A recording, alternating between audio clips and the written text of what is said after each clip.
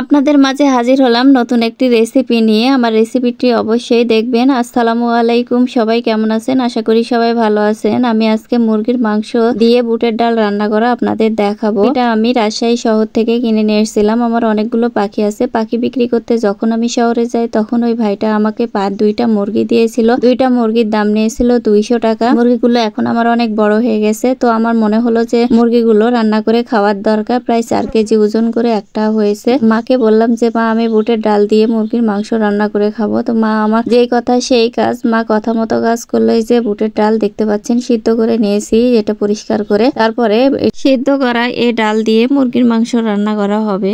মাংস যেভাবে রান্না করে ঠিক সেভাবে আপনি মাংসগুলো কষায় নেবেন সব মশলা দিয়ে। আমি আর এত কিছু বললাম না যে কি কি মশলা দিতে হবে। আপনারা সবাই জানেন যে মাংস রান্না করতে কি কি মশলা লাগে, সবগুলোই দেওয়া লাগবে। দেওয়ার পরে দেখেন কিভাবে রান্না করা হচ্ছে। রান্নাটা কিন্তু অনেক মজার, আর মায়ের হাতের রান্না বলে কথা। মায়ের হাতের রান্না কিন্তু আমার অনেক স্বাদ লাগে। পৃথিবীর কোথাও আমি সেই স্বাদ আর কারো রান্নাতে পাই না। আমার মা বুটের ডাল দিয়ে মুরগির মাংসটা খুব স্বাদ করে রান্না করে, খেতে অনেক মজা হয়। আর মায়ের হাতের রান্না তো বুঝতেই পারছেন, তুলনাহীন। মশলাগুলো অনেক সময় ধরে কষাতে হবে। কষানোর পরে তারপরে মাংসগুলো দিতে হয়। আপনারা তো সবাই জানেন। এই তো কষানো হচ্ছে। মশলা কষিয়ে নিয়ে মুরগির মাংসগুলো দেওয়া হলো। এরপরে বুটের ডালও দেওয়া হবে। ডালগুলো আমি প্রথমে সিদ্ধ করে নিয়েছি, এটা তো আগেই বলা হয়েছে। এটা সিদ্ধ হয়ে গেলে যে মাংসগুলো এখন কষানো হচ্ছে, কষানোর পরে এখানে বুটের ডালগুলো দিয়ে আবার কষানো হবে। মাংসটা অনেক সময় কষানো হয়েছে, কষানোর পরে বুটের ডাল দিয়ে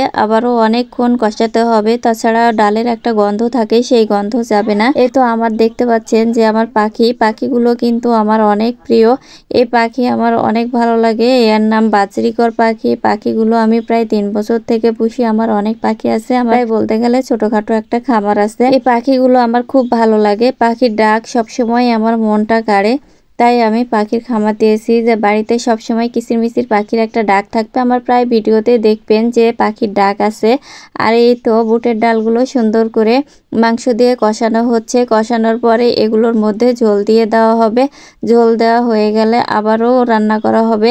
এটা অনেকক্ষণ কষাতে হয়, কারণ বুটের ডালের একটা অন্যরকম গন্ধ থাকে। সেই গন্ধটা দূর করার জন্য পরিমাণ মতো আপনারা মাংসতে পানি দিবেন। পানি দিয়ে আবারও জাল করে সিদ্ধ করে নেবেন। এরপরে হয়ে গেলে নামাবেন। নামানোর পরে অবশ্যই দেখুন রান্নার কালারটা কেমন হয়েছে, দেখে লোভনীয় মনে হচ্ছে।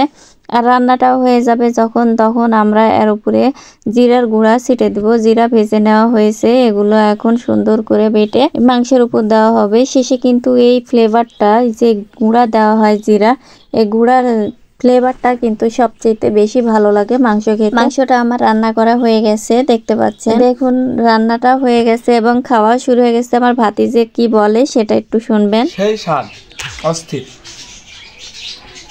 এভাবে রান্না করে খাবেন, তাহলে অনেক ভালো লাগবে আশা করি।